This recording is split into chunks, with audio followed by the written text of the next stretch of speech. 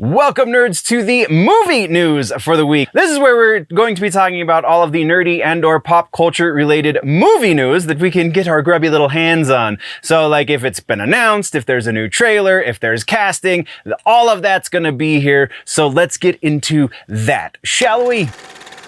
Movie section, we got a little bit more here than we do in TV, but not much. So we have some follow-ups. First up, Spider-Man Across the Spiderverse. The opening weekend box office numbers are in, and the worldwide release was $208.6 million. So congratulations to everybody involved. That's pretty awesome. This is the largest animation release for Sony. This is like the top, I believe it was top 5 animation releases of all time. So that's pretty awesome, man. And for a comic book movie, no less. And it's a comic book movie that Marvel proper needs to take note. And also we have rumors associated with this, that this is actually going to factor into Feige's Phase 5 plans, I believe it was. We're not going to talk about that in the rumor mill. Just feel like we should touch on it here because it's relevant. I don't know if I believe those rumors because previously that has not been the case with Sony movies, outside of obviously the mainline Spider-Man movies, but this is not a mainline Spider-Man movie.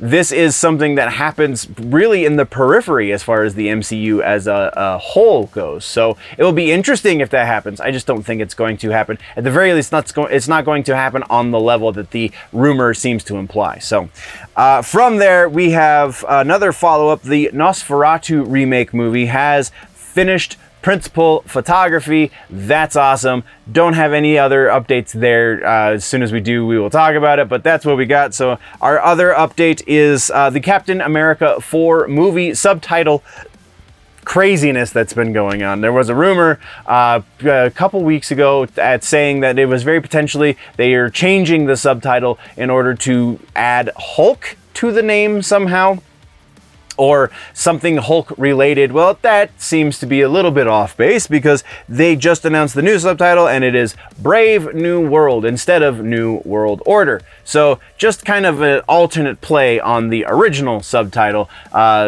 for reasons that I don't really care to get into because it's irrelevant in the long run. But yeah, that's what we have for follow-ups and corrections. Let's talk now about trailers. We did get one new trailer this week. The new Bird Box Barcelona trailer kind of implies that we're going to be seeing the monsters from the Bird Box universe.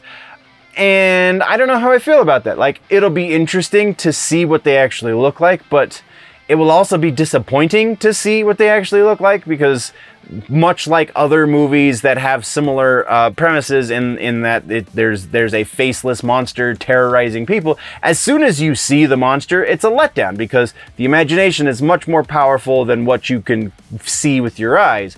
So whatever, and it's also much more effective because everyone's version of the thing is different. So once you have the one version set in stone for everyone to see, then some people might appreciate it, but some people definitely are not going to because what was in their head was scarier than what you just showed them. So very, very conflicted about this one.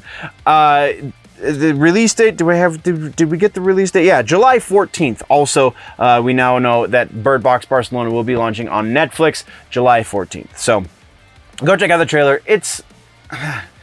I think it's doing its job. I think it's raising enough questions that you will want to watch this movie. So from there we move into regular ass news. Like we talked about previously in the TV section, we have new strikes looming on the horizon, specifically SAG-AFTRA, potentially going to strike as June 30th is the end of the SAG-AFTRA contracts.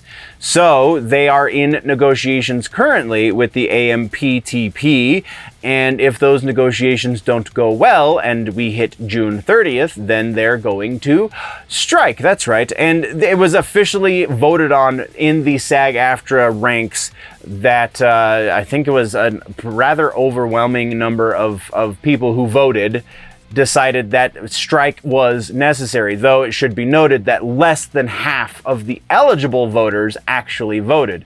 So I don't know exactly what that means, but yeah, we very potentially in a couple weeks are looking at more strikes and less the production going forward, making the things that we love to watch and interact with. From there, we have new movies to talk about. We have Hocus Pocus 3 has actually been announced. That's all we have is an announcement. We don't know if any of the actual Sanderson sisters are going to be returning for this because, I mean, spoiler alert. Yeah, so as more develops there, we'll be talking about it. Very interested to see if this goes straight to Disney Plus like the last one did, or if they venture into theaters with this one. We will only see. Also, new movie just announced, new sequel actually, a new trilogy even, is Terrifier is getting a third installment, just announced. It also has been greenlit, so very interesting, weird and curious as to where they're going to go with the third installment of that franchise. And then another new horror movie. This one has been made. This is called Suitable Flesh. Noteworthy specifically because it's based on an HP Lovecraft story. The HP Lovecraft story is The Thing on the Doorstep. But it's going to be starring Heather Graham. It just got picked up. It will be seeing a theatrical release from RLJE Films, and then we'll go to streaming on Shudder. I don't know, just anything Lovecraftian in horror is, in my mind at least, has a more likely chance of being legitimately scary. So yeah, that's what we have for regular ass news. Let's talk now about movie suggestions. Super Mario Brothers animated movie is getting released on streaming and on physical media and all that jazz. So that's our suggestion for the week. Super Mario Brothers honestly was a whole hell of a lot of fun. Not a lot of depth to it, but you don't really expect that in a Mario Brothers game necessarily. It's just great fun, great entertainment for the whole family even. I don't know, I can't communicate to you enough how much fun this movie is and how right on the head that they get this. They just really hammered the nail on the head They really did a great job with it. So without gushing too much, go see or go find a way to get your hands on the streaming or whatever for the Super Mario Brothers animated movie as it is coming out on home release very, very soon. And once again, nerds, this is just a clip from the main show, the Weekend Nerddom, over on the main channel, youtube.com/generallynerdy. Go check that out for the entire episode, or just stay tuned here for other news related to nerdy pop culture stuff and just random fun little bits. Before we head out, always remember that if it's generally nerdy, it's probably here.